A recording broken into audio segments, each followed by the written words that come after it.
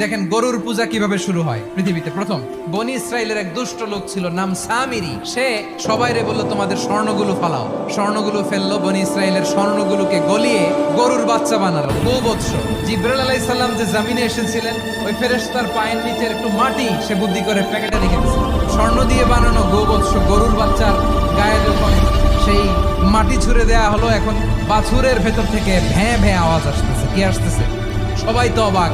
সামিরি বলে, আরে তোমরা যে 70 জন দিয়ে মুসা আলাইহিস সালাম রে পাঠাইছো ওইদিকে, এত ঘুরতেছে, আল্লাহরে খুঁজে পায় না। আল্লাহ তো এটার ভিতরে ঢুকছে। নাউজুবিল্লাহ, এটার ভিতরে সেজদা দাও। এই সেজদা দিয়ে গেল।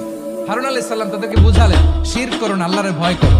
শুধু এতটুকুই তিনি বুঝালেন, দাওয়াতি কাজ পালন করলেন, কিন্তু প্রতিরোধ করেন নাই। এই ঘটনা থেকে শিক্ষা কি? শিক্ষা হচ্ছে, আপনি শিরকের আড্ডাখানা দেখলেও বৃহৎ স্বার্থে তাওহীদের দাওয়াত দিবেন। প্রয়োজনে আপনি ঐক্য নষ্ট করবেন না। সুবহানাল্লাহ পড়বেন না?